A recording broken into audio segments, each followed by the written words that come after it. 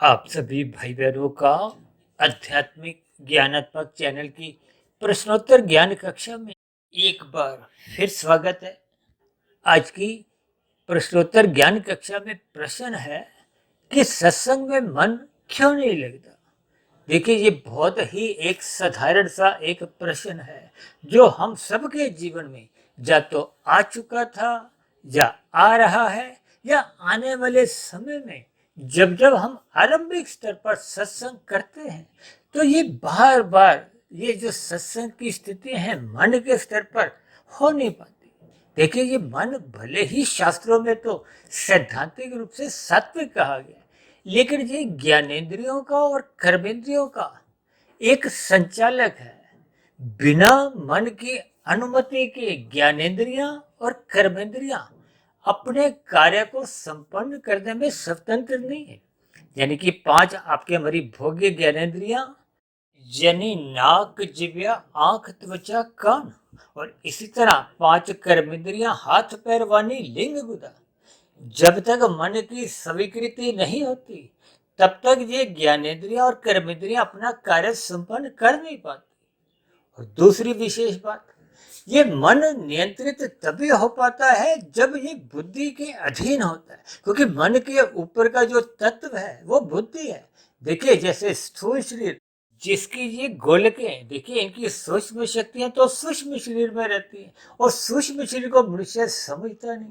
देखिए, सूक्ष्म शरीर में पांच सूक्ष्म विषय जो भोग विषय हैं जिनके कारण आपका हमारा माता के गर्भ में निर्माण होता है, उसी की तो जो गोलकें हैं, पांच ज्ञानेंद्रिय, पांच कर्मेंद्रिय, यानी कि इनका भोग्य विषयों से एक सजातीय संबंध है। इसको शास्त्रों में देखिए इंद्रिय दोष भी कहा गया। यानी कि ये सभी स्थितियां ये मन के अधीन है और मन बुद्धि के अधीन रहने से, देखिए बुद्धि को सही गलत की पहचान है, मन को तो सही गलत की पहचान नहीं, क्योंकि ये अनादि काल से मन एक बंधन का कारण बन चुका है, क्योंकि ये विषय भोगों में आसक्त है, जिसके फलस्वरूप जब जब मन सत्संग में स्थूल शरीर के स्तर पर बैठता है तो फिर ये स्थूल शरीर तो बैठ जाता है, लेकिन ये जो मन के स्तर पर जो ज्ञानेंद्रिय है और कर्मेंद्रिय है वो इसको सत्संग सुनने नहीं देती। सुनने नहीं देने का अभिप्राय, देखिए कान है तो कुछ तो आवाज अंदर जाएगी, लेकिन मन उनके साथ एक एकाग्र ना होने के कारण फिर वो सत्संग बेमन से होता है। बेमन से किए गए सत्संग का कुछ आंशिक प्रभाव पड़ जाता है, यानी कि मनुष्य कुछ हद तक पाप कर्मों से बचा भी रहता है, लेकिन उसकी आगे की आध्यात्मिक यात्रा तो आरंभ नहीं होती। देखिए, आरंभिक स्तर पर तो शास्त्रों में इस बात को स्वीकार किया गया है कि सभी मनुष्यों का सत्संग बेमन से ही होता है। इस बेमन से किए गए सत्संग का भी कोई विरोध नहीं है, कोई निंदा नहीं है, क्योंकि आरंभिक स्तर पर जैसे बच्चे प्ले स्कूल में रोते धोते जाते हैं, इसी तरह राजसी मनुष्यों का सत्संग भी बेमन से होता है। मन लगता नहीं है, लेकिन अभ्यास यानी कि निरंतर सत्संग करते करते, जैसे बच्चा निरंतर पढ़ता रहता है, पहली, दूसरी, तीसरी, चौथी, पांचवी, जैसे बच्चों को देखिए पहली से पांचवी कक्षा पर तो एक साधारण स्तर पर ही अगली कक्षा में भेजते भेजते उसे छठवीं कक्षा में भेज दिया जाता है, फिर उसके बाद तब तक उसका मन लग जाता है, फिर उसको एक योग्यता के आधार पे आगे बढ़ाया जाता है। ठीक इसी तरह जब आपका हमारा मन लगने लगता है, लगने का अभिप्राय जब ये बुद्धि के अनुसार चलने लगता है, और चलता तभी है जब बुद्धि निरंतर सत्संग करती रहती है, विवेक शक्ति उसमें जगने लगती है। ये विवेक शक्ति द्वारा ही मन को नियंत्रित किया जाता है।